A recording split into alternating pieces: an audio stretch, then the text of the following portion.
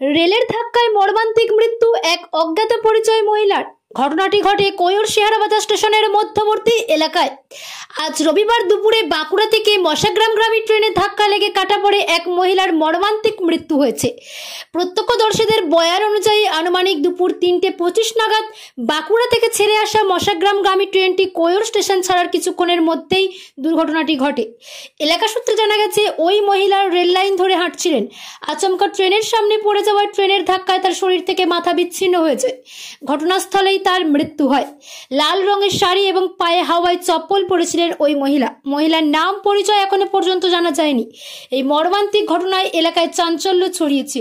কি কারণে মহিলা রেল লাইনে হাঁটছিলেন তা তদন্ত সাপেক্ষ। এলাকাবাসী সূত্রে আরো জানা যায়, অনেকবার দুর্ঘটনা ঘটেছে কৈর শেহারাবাজার স্টেশনের মধ্যবর্তী স্থানে।